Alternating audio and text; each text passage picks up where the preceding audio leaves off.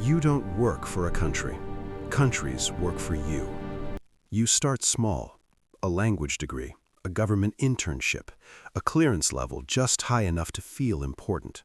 You translate cables. You summarize reports. You move information from one secure folder to another. You tell yourself you serve national security. Everyone does. Your first real exposure comes during a regional conflict. Two neighboring countries, one disputed border, thousands of lives. You read intercepts before ambassadors do. You know the invasion will happen 3 days before it does.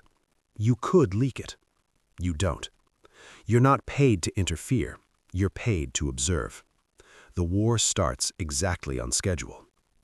5 years later, you're no longer translating. You're brokering.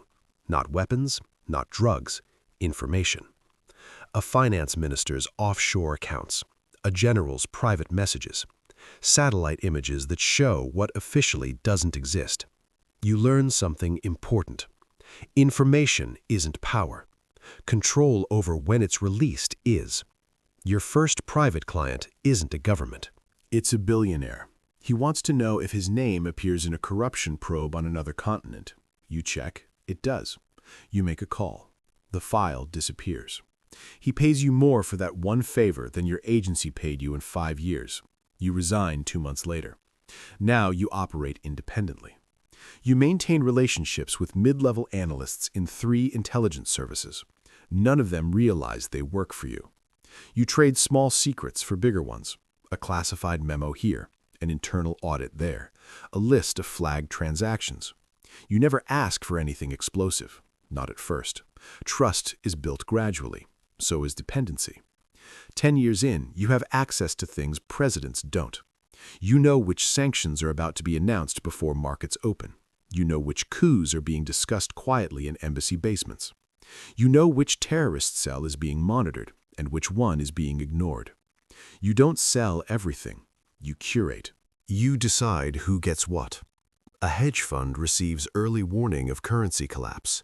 A defense contractor learns about rising tensions in the Pacific. A tech CEO finds out his competitor is under investigation. They think they're buying intelligence. They're buying timing. Timing is everything. You never keep files in one place. Encrypted drives, fragmented servers, dead drops in cities you no longer visit. You assume every communication is intercepted, so you use silence as currency. If you stop responding, people panic. If you respond quickly, they relax. You manipulate emotion without ever raising your voice. Eventually, governments notice. Not directly, but patterns emerge. A vote shifts unexpectedly.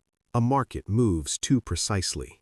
A dissident disappears after the wrong person knew too much. They suspect a leak.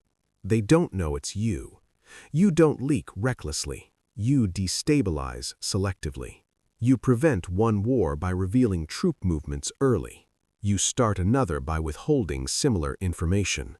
You justify both decisions the same way. Balance of power, strategic equilibrium, necessary instability. Words are useful. They make destruction sound academic. You have dirt on intelligence chiefs in 4 countries. You know which agency fabricated evidence to justify surveillance. You know which ally spies more aggressively than its enemies. You know about rendition programs that never made headlines.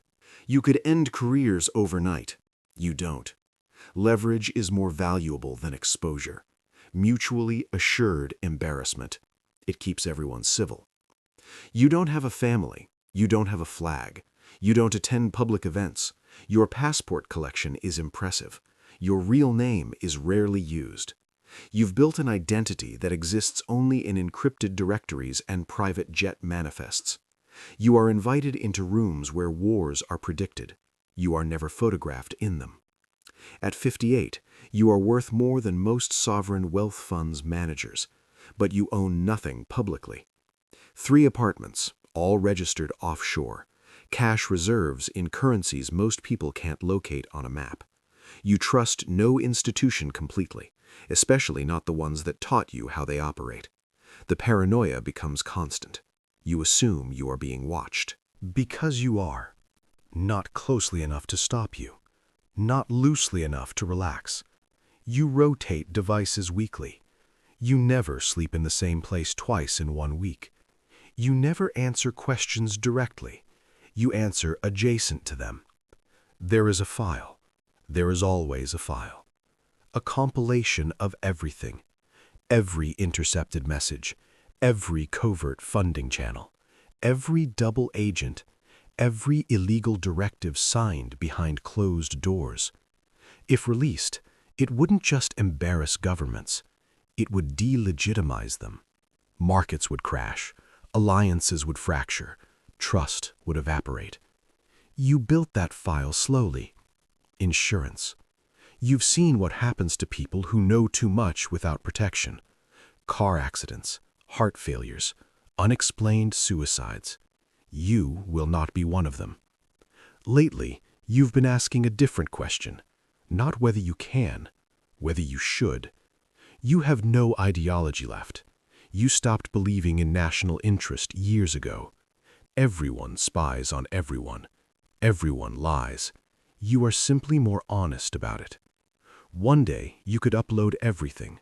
Send it to journalists across continents, to prosecutors, to rivals.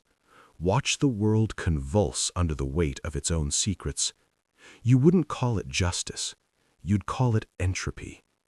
Or you could continue. Another decade.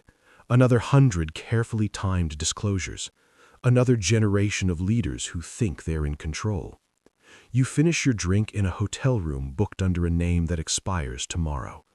Somewhere in a capital city, a junior analyst is flagging a communication that will change history. They don't know you exist. They think the system is contained. It isn't. Your phone vibrates. A secure line. A government minister this time. He sounds nervous. There's a situation. There's always a situation. You let it ring once more, just to remind him who waits for whom. Then you answer.